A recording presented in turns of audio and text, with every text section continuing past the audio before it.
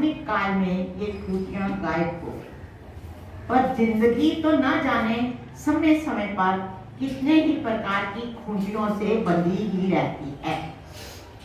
ये खूंटियां ना दिखती हैं, ना कभी हमारा उनकी ओर ध्यान ही जाता है, मगर हम उनसे बंधे अवश्य रहते हैं। हर उम्र में ये सुखद अनुभूति दे जाती है। खूंटियां एक प्रकार की नहीं। अब मैं कुछ खूंटियों का भी वर्णन करूंगी। स्त्री हो या पुरुष, सभी को अपने जीवन में इन माया जाल की खूंटियों से बंधना ही पड़ता है। शैशव में अपनी मर्जी के सब मालिक होते हैं। जिद करते ही इर्द गिर्द उपस्थित सभी लोग व्यस्त हो जाते हैं। ये जीवन का वह दौर है जब शिशु अपनी हर बात रोकर मनवा लेता है। वह घर के सभी सदस्यों के लिए मनोरंजन का केंद्र होता है। लाड़ प्यार घर के हर कोने में उड़ेल कर उसे दिया जाता है। जब तक बालक या बालिका बन जाते हैं तो रोना कम हो जाता है। पहले छोटा बच्चा, फिर थोड़े बड़े, फिर शैशव काल और किशोरावस्था आती है। जब तक बालक बालिका बन जाते हैं तो रोना कम हो जाता है और अपनी बात मनवाने का तरीका भी हम बदल लेते हैं। वे अब रूठने की कला सीख जाते हैं।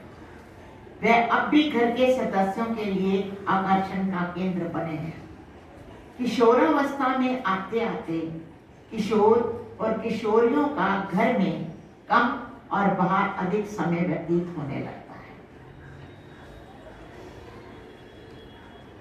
मित्रों और सखियों का एक समूह जुट जाता है।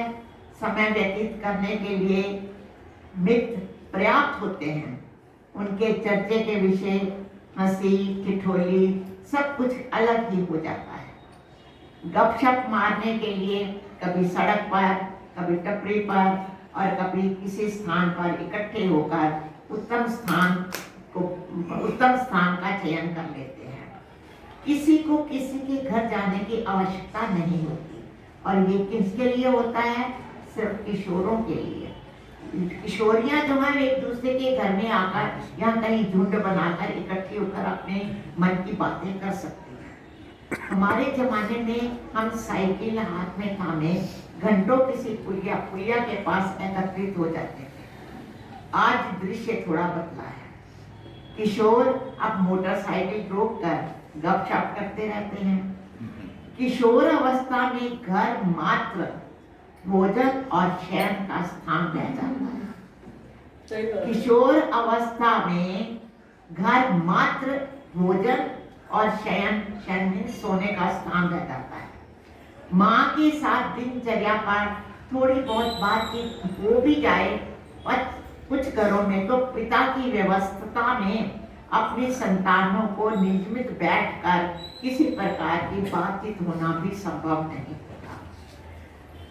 पिता कॉलेज और ट्यूशन फीस देकर अपना फर्ज जुटा देते हैं और हद यहाँ तक हो जाती है कि पिता केवल एक फीस और घर का खर्चा देने का ही जरिया रह जाता है। परिवार है तो घर है, घर है तो संबंध है, तो यही संबंध अदृश्य खूंटी खे बंधा हुआ रिश्ता है। भले ही थोड़ा शिथिल सा पड़ा होता है, दिखाई देता है, पर फिर भी सभी बंधे रहते हैं। रात को तो सोने के लिए सब घर में आएंगे, वो खूंटी है। बचपन में हमारे पिताजी कहते थे, जब शादी करने का टाइम आता था ना, तो कहते थे घर की एक खूंटी होती है जहाँ पर गाय भैंस भी सारा दिन चारा चर के रात के समय अपनी खूंटी पर आ जाती हैं। तो मैं अपने पिता माता की अकेली संतान होने के कारण वो मेरी शादी के बारे में हमेशा चिंतित रहते थे, और जब मेरी शादी हो गई तो मैं कहती थी बड़ा अच्छा हुआ मुझे एक खूंटी से तो बांध गए हैं। तो ये खूंटी क्या है? अपने मित्रों के सौहार्द में रहने वाला शायद इस बात का एहसास नहीं कर पाता पर मन के भीतर एक भूख सी अवश्य रह जाती है, जिसका एहसास जीवन के 40वें पड़ाव पर जिसका एहसास जीवन के 40वें पड़ाव तक आते आते महसूस होने लगता है। फिर उसे पिता के साथ विशेष समय व्यतीत करने का अवसर नहीं मिलता। क्यों? 40 तक उसकी शादी हो जाती है। ये जो थोड़ी दूरी बन जाती है उसे पाटना कई बार कठिन भी हो जाता है। पिता भी बच्चों से बनी दूरी को 60 के आते आते अनुभव करने लगते हैं। हर एक का अपना व्यक्तित्व, विचारधारा और दृष्टिकोण अनुभव के आधार पर अलग अलग ही होते रहते हैं। अब देखिए कैसे पड़ाव आगे बढ़ रहे हैं। अब समय रफ्तार से दौड़ता है। घर के किशोर युवक बन जाते हैं। अधिकतर निर्णय ना जाने कब से वह ही लेने लगते हैं। पिता के कुछ कहने पर ये कहकर चुप करा देते हैं, आप नहीं समझेंगे पापा, आपका समय अलग था। ये एक वाक्य समझदार पिता के लिए काफी हो जाता है और वह कलह, विवाद आदि से बचने के लिए अपने समय में सिमटने लगते हैं।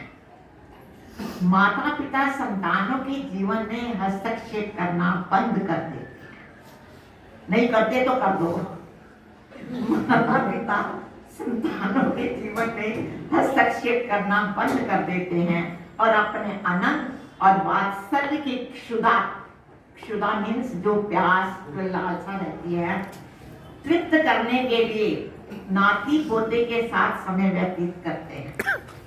ये संबंधों की नई खूंटी अवकाश प्राप्त कर माता पिता के लिए अलग अनुभव होता है।